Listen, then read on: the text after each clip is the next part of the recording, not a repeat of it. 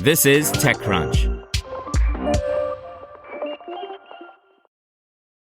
Sam Altman says he doesn't want the government to bail out OpenAI if it fails. I'm Imran Sheikh, and this is a TechCrunch Daily Crunch special. OpenAI execs have been fielding plenty of questions about how they expect to pay for the $1.4 trillion worth of data center buildouts and usage commitments they've accrued this year, given that their revenue, while rising rapidly, is a $20 billion annual run rate, CEO Sam Altman said Thursday in a post on X. Altman's comments came in response to comments made by OpenAI CFO Sarah Friar, which she quickly walked back. You see, speaking at a Wall Street Journal event on Wednesday, Friar said she wanted the U.S. government to backstop her company's infrastructure loans. This, she explained, would make the company's loans cheaper and help ensure it could always be using the latest, greatest chip. Now, a backstop loan is when the government guarantees it, so if the company defaults, taxpayers pick up the bill. As you can imagine, lenders tend to reward low-risk loans like that with better terms.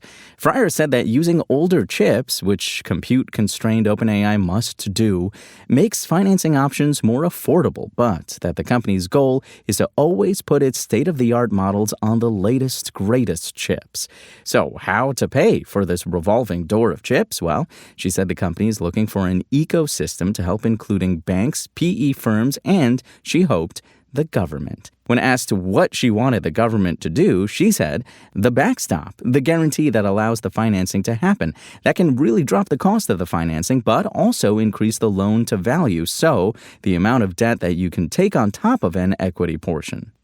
She also implied that such talks, particularly in the U.S., were already in the works, saying, I think we're seeing that. The U.S. government, in particular, has been incredibly forward-leaning, has really understood that AI is almost a national strategic asset. After the Wall Street Journal published the clip of her discussing this desire for a federal backstop, and plenty of ex-users with big followers scoffed at the idea, Friar quickly walked back her comments. On LinkedIn, she said, I want to clarify my comments earlier today. OpenAI is not seeking a government backstop for our infrastructure commitments. I used the word backstop and it muddied the point. On Thursday, Trump's AI czar David Sacks weighed in. Sacks, who is a big Silicon Valley VC himself, wrote on X that the U.S. has no plans to bail out any AI company. There will be no federal bailout for AI. The U.S. has at least 5 major frontier model companies. If one fails, others will take its place, he posted, adding that what the government wants to do is make permitting and power generation easier. While not naming her, he also forgave Friar for clarifying her stance. Now, in the wake of all of this, Altman wrote a lengthy post on X echoing Sachs's sentiments. We do not have or want government guarantees for OpenAI data centers. We believe that governments should not pick winners or losers, and that taxpayers should not bail out companies that make bad business decisions or otherwise lose in the market, he wrote. He also clarified that the backstopped loans have been discussed, but not for his company. The one area where we have discussed loan guarantees is as part of supporting the build-out of semiconductor labs in the U.S., where we and other companies have responded to the government's call and where we would be happy to help, though we did not formally apply, he said. It is hard to fault Friar for floating the idea. I mean, she's right that such a guarantee would make her financing job easier, even if, as Sachs wrote in his string, the idea of asking for a taxpayer-funded bailout is, quote, ridiculous, unquote. As she's now heard a resounding public no from someone she'd need in her corner for that idea, she and OpenAI CEO Sam Altman can expect plenty more questions about how they expect to pay for their $1 trillion build-out. Indeed, Altman seems braced for just such a thing. We expect to end this year above $20 billion in annualized revenue run rate and grow to hundreds of billion by 2030. We are looking at commitments of about $1.4 trillion over the next 8 years, he wrote, adding that the company feels good about its prospects, especially its enterprise offering, new consumer devices, and robotics. Now to the latest in startup business news, all in about 1 minute with producer Dennis.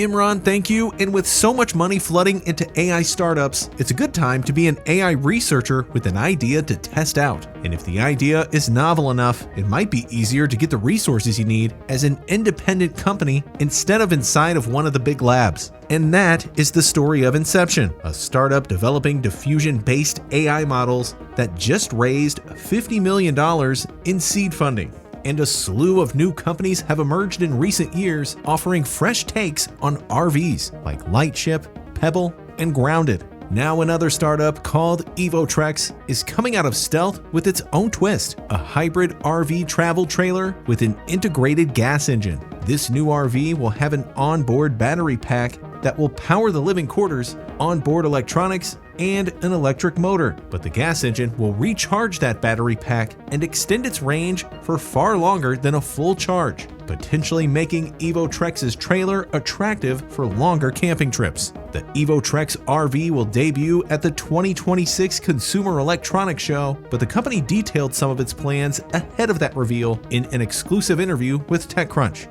And you can find that interview at TechCrunch.com. And that'll do it for me. Imran, back to you. And that's your Daily Crunch. Today's stories were reported by Julie Boris and more awesome TechCrunch journalists. We'll see you here tomorrow. Same tech time, same Crunch channel. And until then, find us at TechCrunch.com.